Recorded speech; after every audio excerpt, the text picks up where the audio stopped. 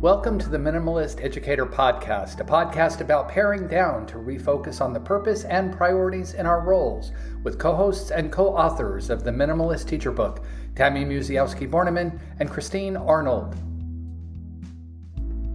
In this episode, we discuss decluttering curriculum. We first discuss what we mean by curriculum and what influences curriculum before moving on to some strategies and tips for what we can do as educators.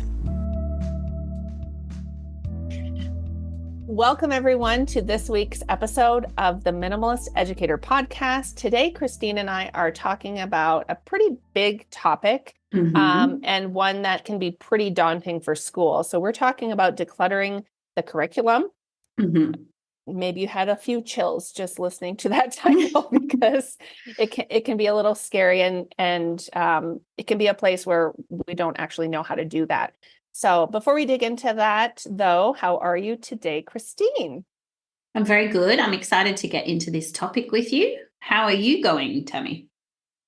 I'm pretty good. I've been thinking about this topic quite a bit, just because of some of the curriculum development work I've been doing with the school that I used to work at and that I'm doing with another couple of companies. So this is kind of like front of mind in some of the work that I'm doing right now. For sure. And I feel like it's something that it's been like a niggling annoyance for me for possibly like, I don't know, maybe the last decade or so, because I feel like maybe I'm overreacting, but sometimes it feels like every time something is happening in society, the answer is they should teach it in schools. Yes. Yeah, right? So it's like, well, we have an obesity epidemic. We need to teach health teach that. and nutrition. Yeah, exactly. Yeah.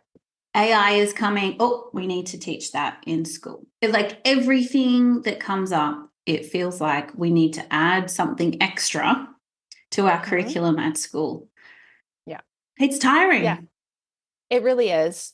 And I kind of feel like it will be something that just is a forevermore thing. Because if you think about, long before we were teaching, there was a lot less that teachers had to worry about, I think, in a lot of aspects. But I would say in our careers as educators, the last 20 years or so, we've seen a lot of growth in the things that we have had to teach. And just the number of programs that have come out, different curriculum resources, different versions of the same thing, only a fixed typo or something or a tiny little edit, and then you buy a new product.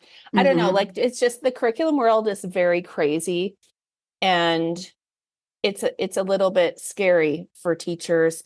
It's a little scary for administrators too, because often they're making the decision about what curriculum products they're bringing into the school. And this kind of like comes into a point that we talk about with curriculum types, right? So there's the type that our schools choose a product from a publishing company versus there's teacher created curriculum. And some schools have a marriage of both of those, which is kind of great because then you have some resources to work from.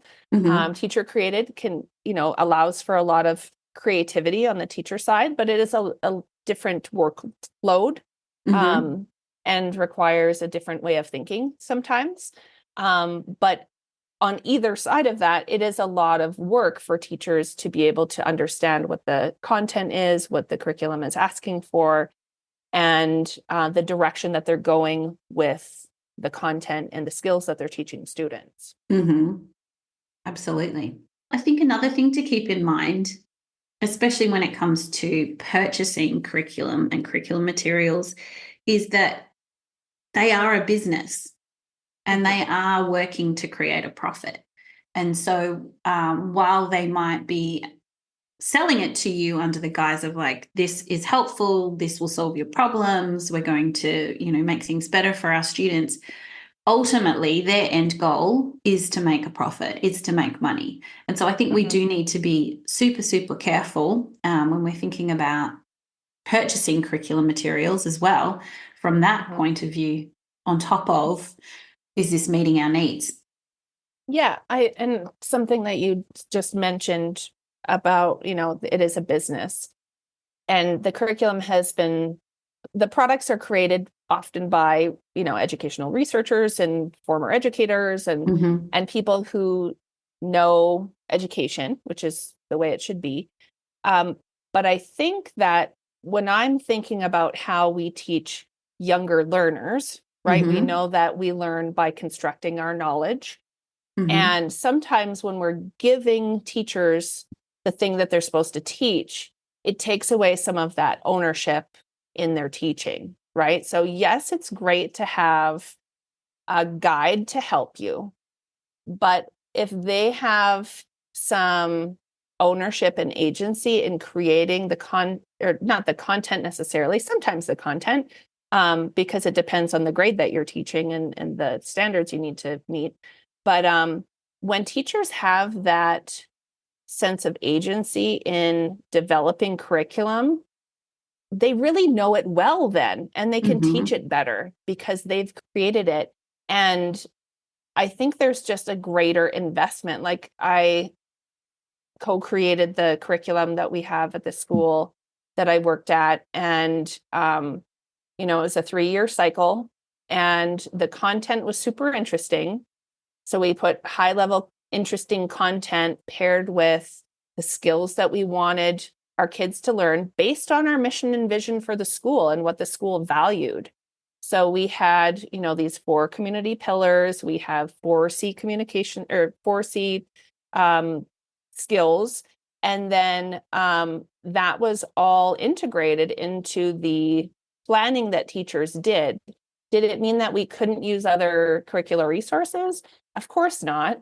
But the investment that teachers had in developing their own curriculum and then delivering that to their students was so exciting to watch.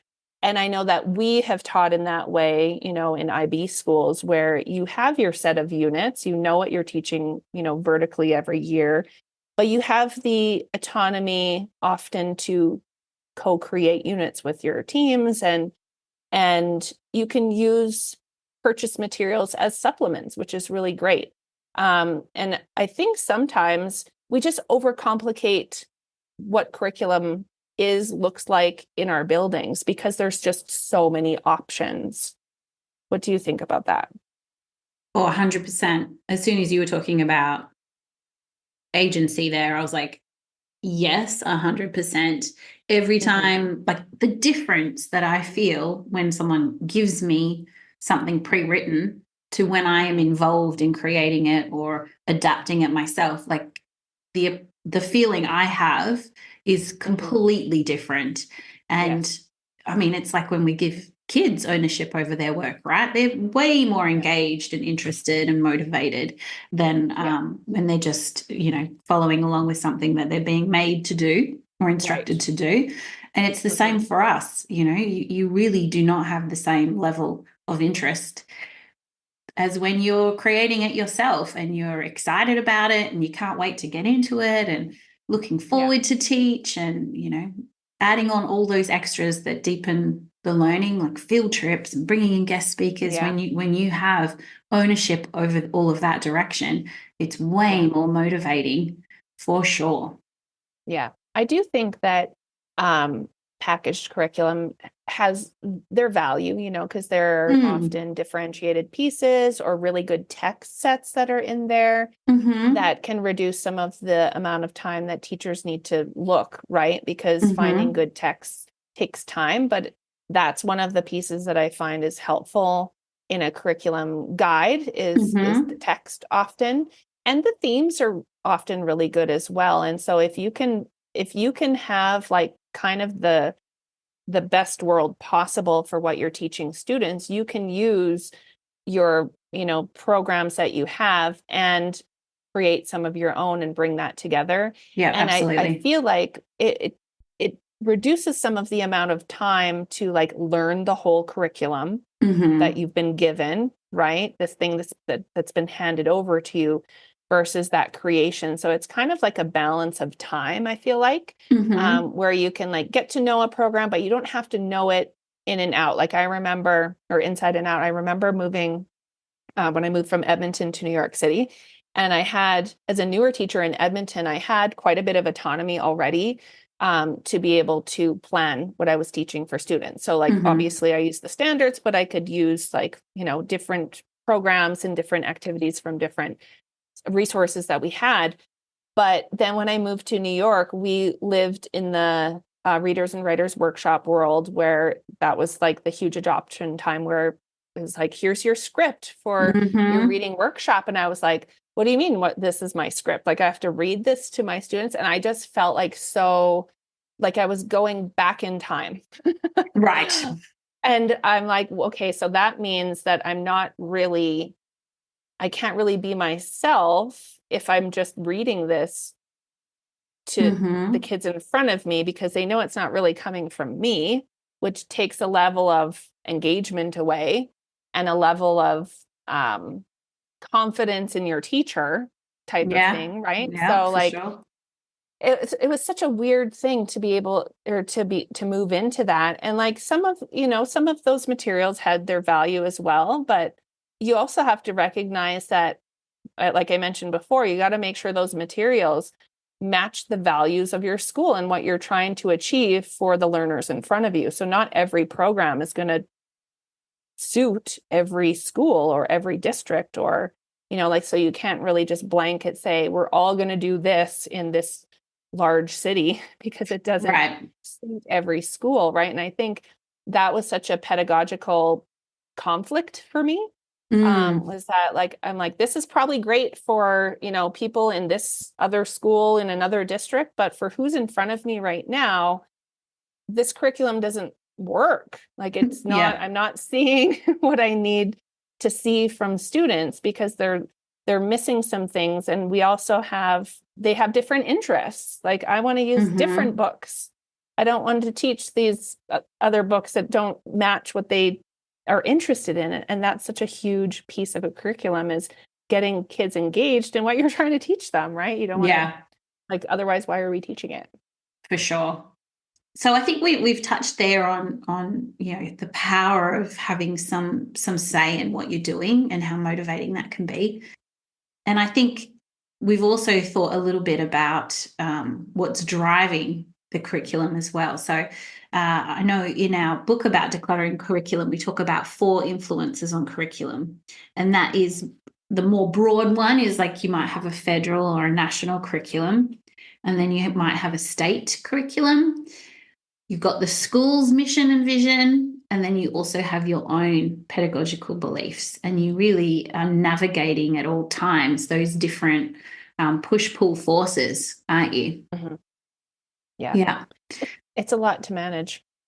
It is a lot to think about, for sure. And obviously, if you can be in a context in which you're matching the vision and the values that are around you, that's awesome. But it doesn't necessarily always happen, does it? It doesn't. And I always think about when I made the shift from teaching in New York to Singapore, and how just I was able to teach according to how I believed and knew students learn best. It's such a relief when your values align with the school or district that you're in. And not that I totally disagreed with what was happening in our school in New York, or what happens in New York City as a whole, because there's a lot of great things that happen there. But it was just a very different environment with very different beliefs and very different trust in people. And that felt like such a mental weight being lifted for me when I knew that, okay, you know what, I have some autonomy again in the curriculum, because we're an IB school. So yes, we know the units, but we can create and we can use these resources as supplements.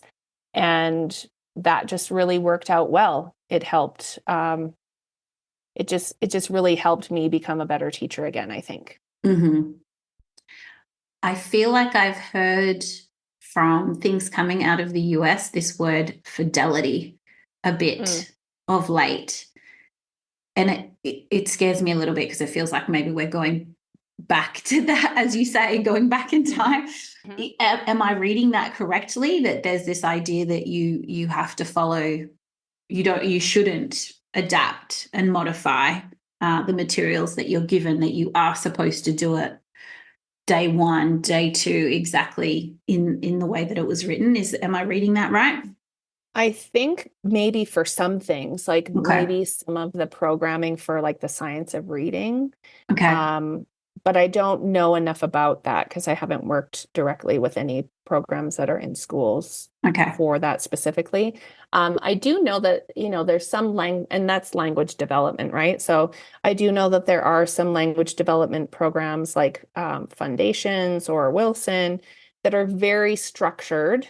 And you do really need to implement those with fidelity to see the growth in students because they're very structured and systematic. But when we're talking about like a general ELA or math curriculum, I think it's a little bit dangerous to say you have to teach this with fidelity because those creators of the curriculum don't know who's in front of us. And so we have to be mindful of who we're teaching. And so like, while we might be able to take a lot of that and implement it, and a lot of the times it's not anything new for teachers who've been teaching for a while. It just might be, some new games or some new strategies or new language. So it's not completely foreign.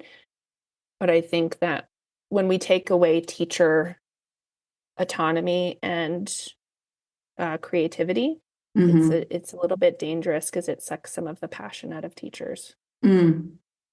Absolutely, for sure. Another word that I feel like I'm just hitting on buzzwords here. Another word I feel like I hear a lot around curriculum is coverage. That when we're looking at a set of standards or goals or objectives, that we really need to cover all of them. What are your thoughts around coverage? That's another word where I feel like it's kind of an icky word. Like you've got to cover the content. Because we know that there's a lot of content, there's a lot of standards, but I think that when you become a little bit more experienced in how to navigate and integrate standards and content and skills, it is a little bit easier to, I'll air quote cover the content because you're being strategic with how you're delivering, let's say. But when it really dehumanizes teaching and learning, I think, if we just say we're covering content, like it just totally removes that we have kids in front of us or younger learners.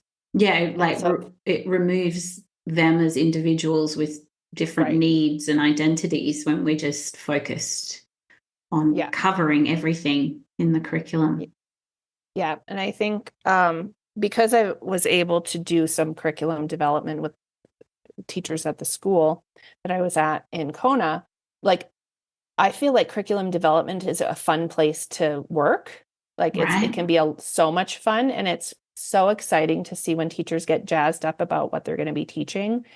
So that then feels less like we're just covering content because they're so excited to share information, help develop skills. And that's what it becomes about when we kind of have stripped away some of the must-dos of a program, let's say, or, there's a little bit of wiggle room. It just feels better when we can focus on, okay, this is my group of kids and this is how we're going to approach this. Same standards, same whatever, but you just have to think about it a little bit differently, which is a fun process because then you're really showing that you know who's in front of you and you know what you're going to be teaching, but you can just be creative with it. And it's I nerd out with it. It's a lot of fun. Oh, I love it. It's amazing. I get so excited when we can do some curriculum designing. I feel like we should touch on, but I'm a little bit scared because I know it's triggering for you, Tammy, is when we see all of these really cute, beautiful, aesthetically pleasing things on Pinterest and Instagram and so on, and how, it might have that initial appeal because it looks great, but it might not necessarily be worthy of our time and effort and resources. But I'm just dipping my toe in that topic because I know from previous conversations that it can stir us up a little bit. It can. Yes. And we're just being honest about that. And it's great when teachers get excited about that, but, or yet, or however, I don't know what the connecting word is, but you do have to think about how does that connect to your curriculum? Like, you want everything to be aligned. So like, are you choosing this cutesy activity because it really aligns with what you're teaching? It really aligns with the skills that you're showing? Or is it just like a thing that the kids are replicating because you think it's cute? And that's like schools that I've been in, that's what it looks like. It just looks like, here's the template, just fill it in without any student creativity. And if we're taking away the creativity from our students at a young age, right? Like, just fill in this template. And sometimes they need a template. It depends what it is. It totally depends what it is. We're just not allowing our students to develop skills then either. So, there's some things that I've seen up on displays where I'm like, that's really cute. And it's like, you learn a little bit about a student from that, but I'm not seeing the connection between what you're teaching and why that's there. Yeah. And not to say that it always has to be that way. However, if you're going to spend the time to create that or like prepare that for your students, wouldn't you want it to be something that's very high value for them? Right? For sure. And I get particularly bothered when I see the activities or the lessons that you could tell took a lot of time and effort and money to prepare, knowing that while it might meet your objective and it might really engage the students, you can probably only use it once in a whole year. And I really just think about the sustainability of working in that manner, where you're putting in an hour of preparation for an hour lesson. Like, we can't sustain that. We don't have enough hours in our week. And so, that, I think that's what bothers me, is like, to what end are you doing this? Is this going to be something that you can reuse over and over again, that is going to be able to be used in multiple different ways? I think that's, that's what we need to tap into when we're thinking about creating materials, creating lessons, creating units, something that is going to help us be sustainable in our work, for sure. Yeah. And I do think that could be an advantage to having a program, because they do tell you each lesson what you need. But then sometimes that becomes death by worksheet, right? Yeah. So you have to be careful of that too. So if that's one of those modifications you can make, so like if you kind of have to use your program to fidelity, but can you modify the materials? So instead of copying that worksheet, can the students just make it, or can they write it in their notebook, or can they use index cards instead? So you're not spending your time and using paper resources and ink when they can just make a T-chart in their notebook, like that kind of thing. So some of those kind of quick and easy modifications, because I've seen teachers who are like, oh, I need to make a copy. I'm like, why don't they just write it in their notebook? Like, it's just 4 numbers. they can write that in their book. So, it's just sometimes we get in that, like, I just need to prepare all the things they're telling me to do. And again, that when we get in that place, we're taking away some of the teacher thought process. However, it is taking away some of the decisions that teachers have to make. Well, that's true too. That's true too. Yeah. We can't discount that. Right. And we know that, the decisions that are made each day are just like, the number is absolutely astronomical. And so if we can make one less decision, that's great. However, we don't want to take away the ability for someone to make a different decision if it's going to be a better one. Yeah. And I think my experience with teachers is more often than not, they do love that art of teaching. You know, they really do love being able to be a bit creative in what they're doing. So, yeah. But if you're doing something new, or as you say, you've run out of the mental space to make those decisions, it can be super helpful to have that in your toolkit for sure. So let's have a little chat, Tammy, about some things that we can do specifically to declutter the curriculum.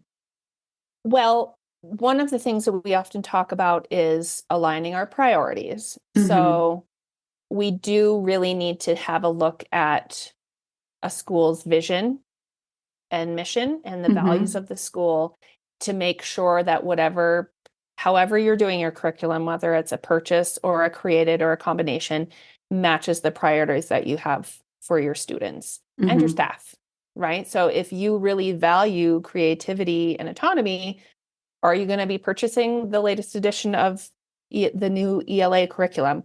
Or are you going to use the one that you have and just have teachers, supplement or co-create something together that will supplement whatever the change is? So I think that alignment with priority, and oftentimes that's like, what's the best use of our time and money too? For sure. And yeah, talking about time and priorities is make sure that the time we are spending is in line with our priorities, whether it's our own personal priorities or the school or the district, wherever it is that you're working. Because if you notice that you are putting in a lot of time in something that doesn't meet the priorities of the context you're in, like it's just not helpful to us in the work that we're doing. So if you can put the time into the things that are the most important, it's definitely helpful to be in alignment with your priorities for sure.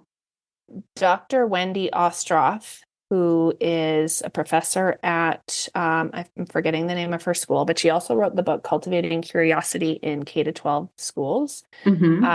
She talks about this idea of slow schools and deep learning.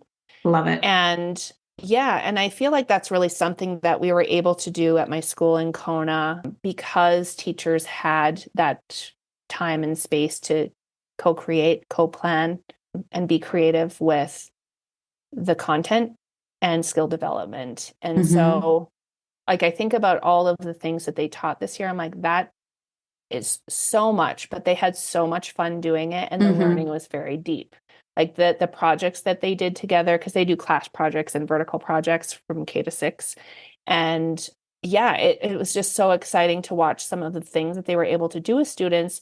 Same content for all learners, the 5-year-olds to the 11-year-olds, but just the complexity was different. And then, watching the older kids teach the little ones about something within that same band of content, but on a different level. It was just so exciting. And even the littles too, sharing what they know about something in that topic. Like right now they're learning about the Australian desert. Ooh. And some Australian culture.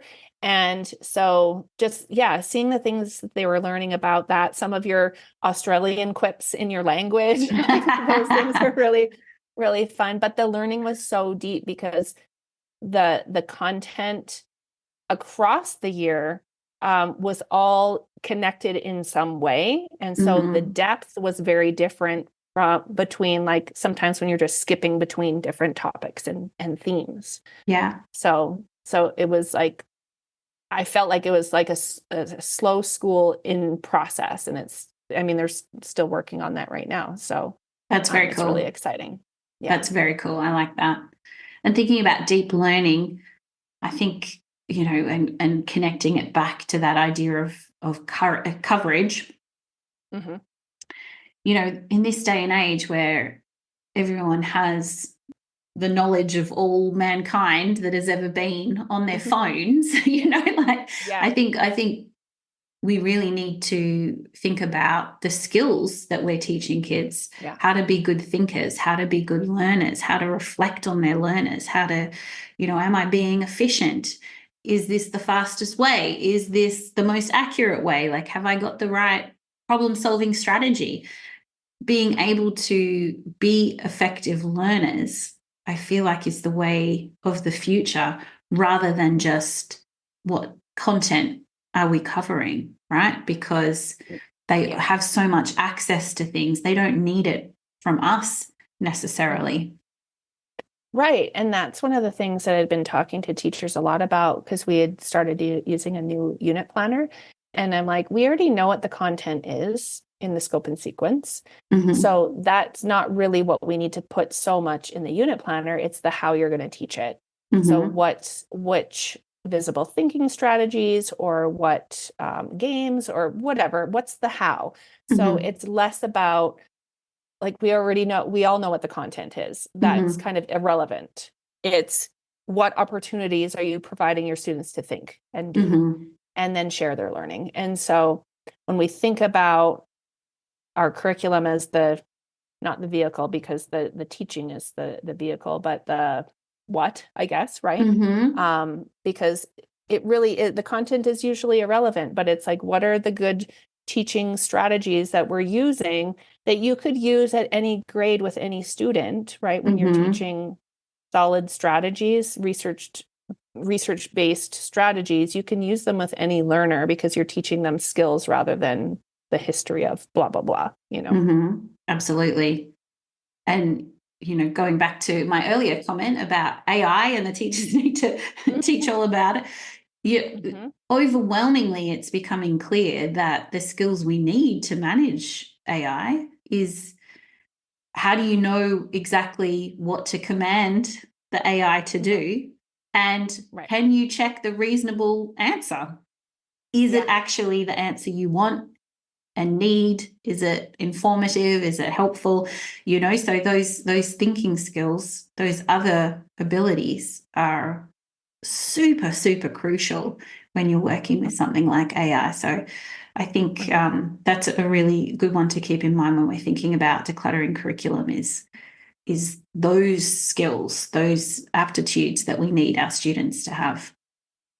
Yeah. I feel like this has been a pretty in-depth conversation about curriculum, and there's a lot of more things that can be said about it. But I would like to know what your pare down pointer is now. I want to say a backwards design, but I know that that's not really paring down. Well, maybe it is. But that idea of starting your planning with what is the end goal, the end understanding that we want our kids to have, and all these fun, cute explorations that we can do along the way. Which ones are actually going to get us there, and which ones can we get rid of because they're really not helping our students get to that end goal? So it depends how you look at it. But yes, backwards design, I think, would be my pared down pointer. How about you, Tammy? No, that's a really good pointer. The one that is popping up for me is I'm thinking about this conversation I had with a teacher a couple of weeks ago, and she was just beginning their graphing unit, second grade, and she was using the math curriculum, the little video, the questions, whatever. And it seemed like the students kind of were already on the ball with this, right? So I asked her afterwards, I'm like, did you know how much students already knew about bar graphs before you did this lesson? And she's like, well, no, but it's just kind of introductory to the unit. I'm like, okay, so what about if when you get to the next type of graph, you present them with a different opportunity, like you can put out, I can't remember what it was, like a pictograph or something. Put out a pictograph and just let the students gather ideas about what they know about that type of graph. And then once you look through their thoughts and ideas, you'll know what you have to teach. Because if you don't need to spend the time teaching about pictographs, why would you use your time doing that?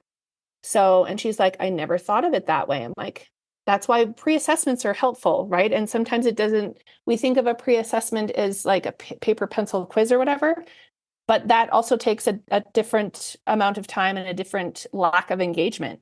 So I'm like, if you get your kids love talking, give them the opportunity to talk about something you want them to talk about, and then find out what they already know. And then if you don't need to teach it, then don't teach it. Yeah, absolutely. You're just saving your time.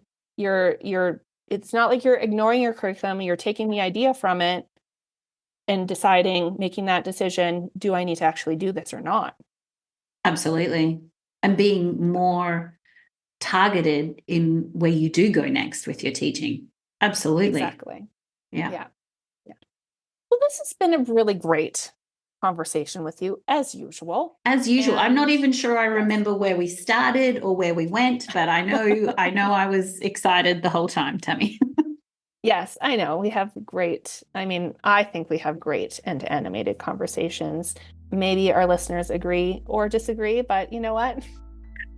People listen, so that's great. That's true. They do. Yes, and we appreciate that very much. So thank you for joining us today, and thanks for the conversation, Christine.